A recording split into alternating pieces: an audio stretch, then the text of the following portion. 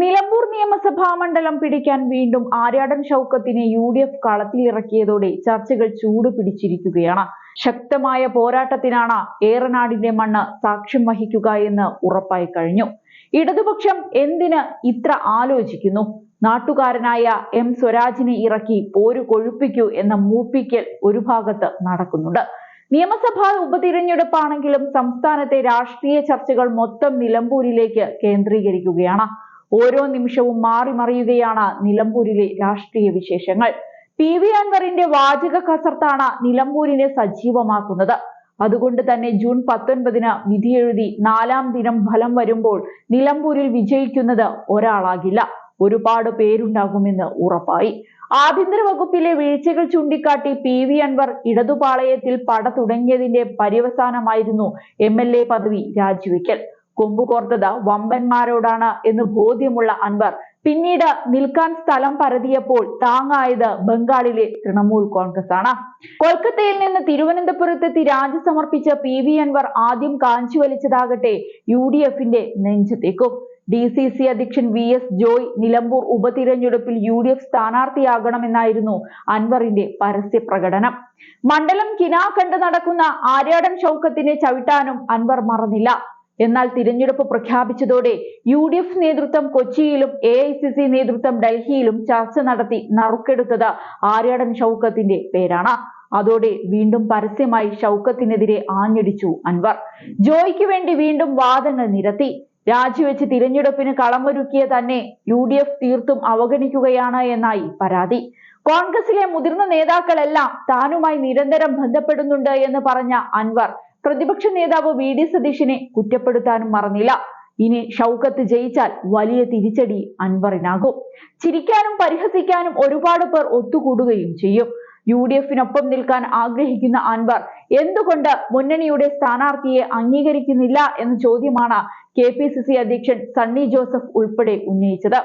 പറ്റില്ലെങ്കിലും പണി നോക്ക് എന്ന മട്ടിൽ VD സതീശനും പ്രതികരിച്ചു. UDFൽ എടുക്കുമോ ഇല്ലയോ എന്നറിയാതെ പടിവാതിലിൽ നിൽക്കുന്ന അവസ്ഥയിലായി അൻവർ. നിൽക്കണോ പോകണോ എന്ന് വേഗം പറയണമെന്നും തന്റേതായ നിലപാട് സ്വീകരിച്ചു മുന്നോട്ട് പോകുമെന്നും അൻവർ സ്വരം കടുപ്പിച്ചു. ഒറ്റയ്ക്ക് നിന്നാൽ എവിടെയും എത്തില്ല എന്ന് ബോധ്യമുള്ള അൻവർ പക്ഷേ UDFന് മറ്റൊരു അവസരം കൂടി പ്രഖ്യാപിച്ചു. KC വേണുഗോപാൽ പറയട്ടെ എന്നായി അദ്ദേഹം. KCയുമായുള്ള ചർച്ചയിലാണ് അൻവർ പ്രതീക്ഷ വെക്കുന്നത്. കേരള രാഷ്ട്രീയത്തിലേക്ക് മാസ് എൻട്രിക്ക് അവസരം തേടുന്ന KC വീണ്ടും സ്റ്റാറായി. പന്ത് KCയുടെ കോർട്ടിലാണ്. കോൺഗ്രസിന് തിളങ്ങാൻ അവസരം കൊടുത്തത് താനല്ലേ എന്ന ന്യായം അൻവറിന്റെ ഭാഗത്തുമുണ്ട്. ഇതിനിടയിൽ ട്വിസ്റ്റ് ഉണ്ടാകുമോ എന്ന് പറയാനും സാധിക്കില്ല. താല്പര്യമുള്ള സ്ഥാനാർത്ഥിയെ രഹസ്യമായി നേതാക്കളുടെ ശ്രദ്ധയിൽപ്പെടുത്താതെ പരസ്യമായി പ്രഖ്യാപിച്ചതാണ് അൻവറിനു പറ്റിയ ആദ്യ അമളി. VS ജോയിയെ സ്ഥാനാർത്ഥിയാക്കിയാൽ അൻവറിന് കീഴടങ്ങി എന്ന വിമർശനം നേരിടേണ്ടി വരുമെന്ന തല പുകച്ചില്ലായി UDF നേതൃത്വത്തിന്. VS ജോയിക്ക് കിട്ടിയേക്കാവുന്ന അവസരം അൻവറിന്റെ പരസ്യ പ്രഖ്യാപനത്തിലൂടെ നഷ്ടമായി എന്ന് വിലയിരുത്തുന്നവരുമുണ്ട്. മലബാറിൽ കാലിനടിയിൽ നിന്ന് ഒലിച്ചുപോയ മണ്ണ് തിരിച്ചുപിടിക്കാൻ കോൺഗ്രസിന് കിട്ടിയ അവസരമാണിത്. PV അൻവർ ഉൾപ്പെടെ ഇടതുപക്ഷത്തിനെതിരെ സംസാരിക്കുന്ന എല്ലാവരെയും ഒരുമിച്ച് നിർത്തുകയാണ് കോൺഗ്രസിന് മുന്നിലുള്ള വെല്ലുവിളി. ഇതിൽ രമ്യമായ പരിഹാരം കാണുന്നതിന് നേതാക്കൾക്ക് സാധിച്ചില്ലെങ്കിൽ മലബാർ മേഖല പതിവ് പോലെ CPM മുസ്ലിം ലീഗ് തട്ടകമായും തുടരും. സമവായം കണ്ടെത്തുന്നതിൽ കുഞ്ഞാലിക്കുട്ടിക്കുള്ള മെയ്വഴക്കം VD സതീശൻ കണ്ടുപഠിക്കണമെന്ന അടക്കം പറച്ചിൽ ഒരു ഭാഗത്തുണ്ട്. PV അൻവർ തന്ത്രത്തിൽ നീങ്ങേണ്ടിയിരുന്നുവെന്നത് പ്രധാനമാണ്. കോൺഗ്രസ് നേതൃത്വം ചേർത്തു നിർത്തുന്നതിൽ മികവ് കാണിക്കുകയും വേണം. സമീപകാലത്ത് നടന്ന എല്ലാ ഉപതിരഞ്ഞെടുപ്പുകളും ഇരു മുന്നണികളുടെയും കോട്ടകളാണ്. പുതുപ്പള്ളിയിലും തൃക്കാക്കരയിലും പാലക്കാട്ടും ചേലക്കരയിലും സിറ്റിംഗ് കക്ഷികൾ തന്നെ ജയിച്ചു കയറുകയും ചെയ്തു. എന്നാൽ നിലമ്പൂർ വ്യത്യസ്തമാണ്.